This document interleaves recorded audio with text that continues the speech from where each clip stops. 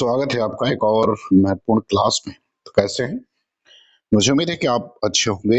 यदि आप UP, TGT, PGT, JIC, T, NBS, KBS, NET, BPSC इन परीक्षाओं की तैयारी कर रहे हैं तो ये क्लास आपके लिए बहुत महत्वपूर्ण है। यदि आप चैनल को पहली बार देख रहे हैं तो इसको सब्सक्राइब कर लें। यदि आपने सब्सक्राइब किया है तो आप वीडियो को लाइक जरूर करें। तो चलिए शुरू करते हैं आज की एक महत्वपूर्ण क्लास। पहला सवाल कह रहा है कि मानव का अंतः जीवन ही उसके बहिर्जीवन का प्रेरक और परिचालक है। यह कथन संबंधित है। ए मार्क्सवाद से, बी मनोविश्लेषणवाद से, सी अस्तित्ववाद से और डी अभिव्यंजनावाद से। तो आपको इस पहले वाले सवाल का जो है वो क्या देना है, वो उत्तर देना है कि इसका सही उत्तर जो है वो क्या होगा।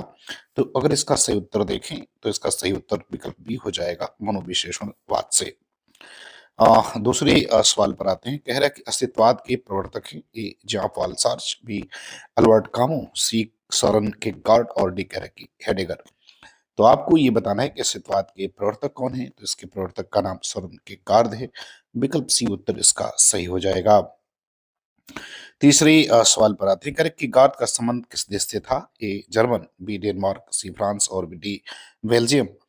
तो आपको इसका उत्तर बताना है कि किरकेगार्ड का संबंध जो है वो किस देश से था। तो इनका संबंध डेनमार्क से था। विकल्प बी उत्तर इसका जो है वो क्या होगा, वो सही होगा। सवाल नंबर चौथे पर आते हैं। कह रहे हैं कि ईश्वर की सत्ता में विश्वास नहीं करते हैं। तो कौन नहीं करते बताना है। ए अस्तित्ववादी, बी अभिव्यंजनावादी, सी कह रहा है मनोविश्लेषणवादी और डी कह रहा है कि ये सभी। तो चौथे प्रश्न का उत्तर बताना है आपको कि ईश्वर की सत्ता में कौन विश्वास नहीं करता है। तो अस्तित्ववादी नहीं करते हैं। विकल्प ए उत्तर इसका सही हो जाएगा। पांचवें सवाल पर आते हैं। पांचवा सवाल कह रहा है कि अस्तित्ववादियों की आस्था नहीं है। ए ईश्वर में और परलोक में, बी स्वर्ग नरक और पाप पुण्य में, सी पुनर्जन्म और भाग्य में और डी करें कि इन सब में। तो पांचवें का उत्तर बताना है आपको कि सही उत्तर जो है क्या होगा। तो देखिए अस्तित्ववादियों की आस्था इन सब में नहीं है।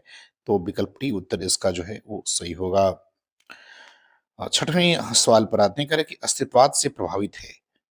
ए कह रहा है छायावाद, बी प्रगतिवाद, बी प्रयोगवाद और नई कविता और सी कह रहेगी नवगीत। तो आपको बताना है कि अस्तित्ववाद से इसमें से कौन सा जो है वो कॉल प्रभावित है।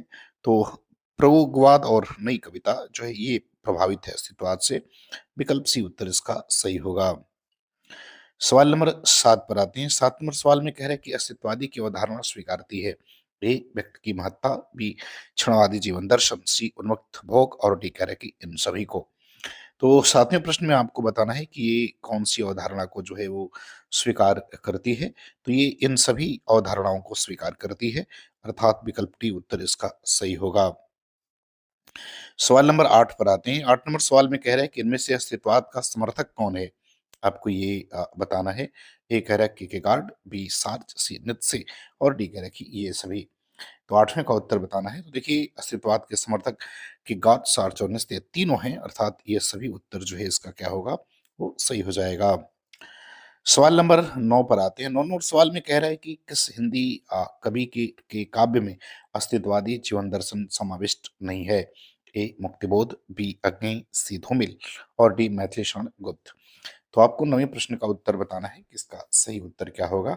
तो देखिए हिंदी के कवि मैथिली शरण गुप्त के जीवन दर्शन में जो है ये समाविष्ट नहीं है, अर्थात विकल्प डी उत्तर इसका सही होगा। सवाल नंबर 10 पर आते हैं। 10 नंबर सवाल में कह रहे कि का कोकिल बरसा पावक कर्ण नष्ट भ्रष्ट हो पूर्ण पुरातन पंक्तियां किस वाद से संबंधित हैं। ए छायावाद, बी प्रगतिवाद, सी प्रयोगवाद और डी नवगीत। तो 10 नंबर प्रश्न का उत्तर आपको जो है वो बताना है। तो ये पंक्ति जो है वो प्रगतिवाद से संबंधित है। विकल्प बी उत्तर इसका जो है वो क्या होगा, वो सही होगा। 11 नंबर सवाल पर आते हैं। कह रहा है कि ओ मजदूर तू ही सब चीजों का करता, तू ही सब चीजों से दूर। ये पंक्तियां संबंधित हैं। ए छायावाद से, बी प्रगतिवाद से, सी प्रयोगवाद से और डी कह रहे कि मनोविश्लेषणवाद से। तो आपको 11 नंबर प्रश्न का उत्तर जो है वो बताना है। तो ये भी पंक्ति जो है वो प्रगतिवाद से संबंधित है। विकल्प बी इसका उत्तर सही होगा। सवाल नंबर 12 पर आते हैं। 12 नंबर सवाल में कह रहा है कि श्वानों को मिलता दूध वस्त्र, भूखे बालक कुलाते हैं, माँ की छाती से चिपक ठिठुर जाड़े की रात बिताते हैं। ये पंक्तियां किस वाद से संबंधित हैं? ए प्रयोगवाद, बी अस्तित्ववाद, सी मार्क्सवाद और डी करें कि अभिव्यंजनावाद। तो आपको 12वें प्रश्न में बताना है कि किससे जो है वो संबंधित हैं। तो ये मार्क्सवाद से संबंधित है, अर्थात विकल्प सी जो है वो 12 का क्या होगा, वो सही हो जाएगा। 13 नंबर सवाल पर आते हैं, कह रहा है कि कौन कवि प्रगतिवादी नहीं है? तो आपको बताना कि इसमें कौन सा कवि जो है वो प्रगतिवादी नहीं है? ए प्रसाद, बी नागार्जुन, सी निराला और डी दिनकर। तो इसका उत्तर आपको 13 नंबर प्रश्न का बताना है कि सही उत्तर क्या होगा। तो देखिए, प्रसाद जो है वो प्रगतिवादी नहीं है, बल्कि ये एक छायावादी कवि हैं। 14 नंबर सवाल पर आते हैं, कह रहे हैं कि राम राज में अब भी रावण नंगा होकर नाचा है, सूरत शकल वही है भैया, बदला केवल ढांचा है। ये पंक्ति किस कवि की है, आपको बताना है। ए त्रिलोचन, बी दुष्यंत कुमार, सी नागार्जुन और डी कह रहे कि केदारनाथ अग्रवाल। तो आपको 14 नंबर प्रश्न का उत्तर बताना है। तो देखिए, ये पंक्ति जो है वो नागार्जुन की है, विकल्प सी उत्तर जो है वो सही हो जाएगा। सवाल नंबर 15 पर आते हैं। 15 नंबर सवाल में क्या कह रहा है, कह रहा है कौन सी कृति केदारनाथ अग्रवाल की है? ए नींद के बादल, बी आंख आईना, सी फूल नहीं रंग बोलते हैं और डी कह रहा है कि ये सभी। तो 15 नंबर प्रश्न का उत्तर बताना है कि कौन सी रचना जो है इसमें केदारनाथ अग्रवाल की है। तो ये सभी रचनाएं इन्हीं की हैं, अर्थात डी विकल्प जो है वो सही होगा। सवाल नंबर 16 पर आते हैं। 16 नंबर सवाल में कह रहे हैं कि हवा हूँ, हवा में बसंती हवा हूँ। ये पंक्ति है ए नागार्जुन की, बी केदारनाथ अग्रवाल की, सी रामविलास शर्मा की और डी सर्वेश्वर दयाल सक्सेना की। तो आपको 16 नंबर प्रश्न का उत्तर जो है बताना है। तो ये पंक्ति केदारनाथ अग्रवाल की है, विकल्प बी उत्तर सही हो जाएगा। सवाल नंबर 17 पर आते हैं। 17 नंबर सवाल में कह रहे हैं कि नदी एक नौजवान ढीठ लड़की है, जो पहाड़ के मैदान में आई है। ये पंक्ति किसकी है? ए मुक्तिबोध की, बी अज्ञे की, सी केदारनाथ सिंह की और डी केदारनाथ अग्रवाल की। तो आपको 17 नंबर प्रश्न का उत्तर जो है वो बताना है कि इसका सही उत्तर क्या होगा। तो सही उत्तर केदारनाथ अग्रवाल हो जाएगा, विकल्प डी उत्तर सही होगा। सवाल नंबर 18 पर आते हैं। 18 में कह रहा है कि बाप बेटा बेचता है भूख से बेहाल होकर। इन पंक्तियों में कौन सा वाद है? ए प्रयोगवाद, बी प्रगतिवाद, सी अस्तित्ववाद और डी कह रहा है कि अभिव्यंजनावाद। तो 18 में बताना है कि कौन सा उत्तर सही होगा। तो इसमें जो है वो प्रगतिवाद है, विकल्प बी उत्तर इसका करेक्ट हो जाएगा। बात करते हैं सवाल नंबर 19 की। सवाल नंबर 19 में क्या कह रहा है? सवाल नंबर 19 में कह रहा है कि प्रयोग अपने आप में इस नहीं वरन वह द्वारा साधन है। एक तो वह उस सत्य को जानने का साधन जिसे कभी प्रेरित करता है, और दूसरी वह उस प्रेषण क्रिया को और उसके साधनों को जानने का साधन है। ये विचार किस कवि के हैं? ए धर्मवीर भारती, बी सर्वेश्वर, सी शमशेर और डी अज्ञे। तो आपको 19 नंबर प्रश्न का उत्तर बताना है। तो इसका सही उत्तर विकल्प डी हो जाएगा, अज्ञे। ए सही होगा। 20 नंबर सवाल पर आते हैं। कह रहा है अज्ञे का जीवन काल है।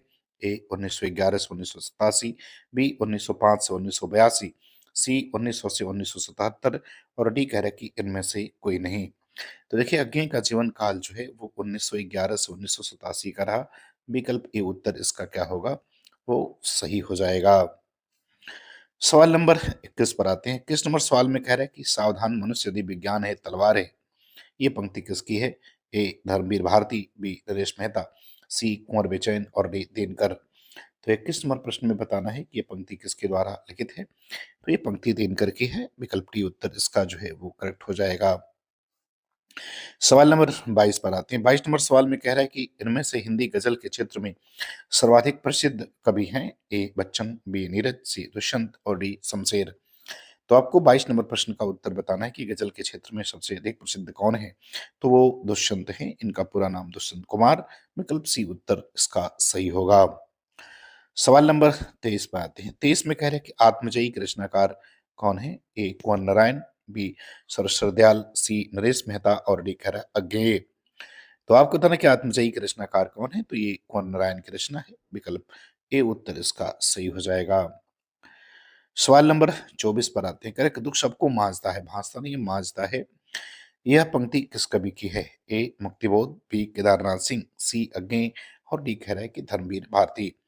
तो आपको बताना कि दुख सबको मांझता है पंक्ति किसकी है। तो ये अज्ञे की है, विकल्प सी उत्तर इसका क्या होगा, वो सही हो जाएगा। सवाल नंबर 25 पर आते हैं। 25 में कह रहे हैं कि कौन सी रचना अज्ञे की है? ए अरि ओ करुणा प्रभा में, बी आंगन के पारद्वार, सी इत्यलम और डी कह रहा है कि ये सभी। तो आपको 25वें प्रश्न का उत्तर जो है वो बताना है। तो देखिए ये तीनों रचनाएं इन्हीं की है, अर्थात ये सभी उत्तर जो है वो सही हो जाएगा। 26 नंबर सवाल पर आते हैं। कह रहा है कि नई कविता वैविध्यमय जीवन के प्रति आत्मचेतन व्यक्ति की प्रतिक्रिया है। ये कथन किसका है? ए धर्मवीर भारती, बी अज्ञे, सी मुक्तिबोध और डी सुरेश्वर दयाल। तो 26वां प्रश्न का उत्तर बताना है कि ये पंक्ति किसकी है? तो ये मुक्तिबोध के द्वारा कही गई है, अर्थात विकल्प सी जो है वो 26 का उत्तर क्या होगा? सही हो जाएगा। 27 नंबर सवाल पर आते हैं। कह रहे हैं कि अंधेरे में के रचनाकार कौन है? ए सरस्वती दयाल, बी कुंवर नारायण, सी नरेश मेहता और डी गजानन माधव मुक्तिबोध। तो बताना है कि अंधेरे में जो कविता है ये किसके द्वारा लिखित है? तो ये मुक्तिबोध की है, विकल्प डी उत्तर इसका क्या होगा? सही हो जाएगा। 29 नंबर सवाल पर आते हैं। कह रहा है कि कुकुरमुत्ता कविता में गुलाब और कुकुरमुत्ता किसके प्रतीक हैं? ए शोषक शोषित, बी उद्योगपति श्रमिक, सी पूंजीपति आम आदमी और डी कह रहा है कि ये सभी। तो 28 का उत्तर बताना है। तो देखिए कुकुरमुत्ता कविता में गुलाब और कुकुरमुत्ता इन सबके प्रतीक हैं, अर्थात विकल्प डी सही होगा, ये सभी। सवाल नंबर 29 पर आते हैं। 29 नंबर सवाल में कह रहा है कि शांति नहीं तब तक जब तक नरभाग न सबका सम हो, नहीं किसी को बहुत अधिक हो, नहीं किसी को कम हो। ये पंक्तियों का मूल भाव क्या है? ए शोषण का विरोध, बी साम्यवाद का समर्थन, सी शोषित के प्रति सहानुभूति और डी शांति की कामना। तो आपको 29 नंबर प्रश्न का उत्तर बताना है कि सही उत्तर क्या होगा। जिसका मतलब होगा साम्यवाद का समर्थन, विकल्प बी उत्तर सही हो जाएगा। सवाल नंबर 30 पर आते हैं। कह रहा है कि क्षमा सोबती उस भुजंग को जिसके पास गरल हो, उसको क्या जो दंतहीन विषहीन विनीत सरल हो। इन पंक्तियों का केंद्रीय भाव क्या है? ए जिसमें दंड देने का सामर्थ्य ना हो व्यक्ति, बी दुष क्षमा समर्थ व्यक्ति का आभूषण है, सी दंतहीन और विषहीन सर्व क्षमा नहीं कर सकता और डी कह रहा है कि उपयुक्त में से कोई भी नहीं। तो देखिए इस पंक्ति का केंद्रीय भाव समझें तो इसका मतलब होता है कि क्षमा समर्थ व्यक्ति का जो है वो आभूषण होता है, अर्थात विकल्प बी उत्तर इसका सही हो जाएगा। तो मुझे उम्मीद है कि वीडियो आपको पसंद आएगी, आपको अच्छा लगे। तो आप चैनल को सब्सक्राइब जरूर करें। पूरा वीडियो देखने के लिए आपका बहुत बहुत धन्यवाद।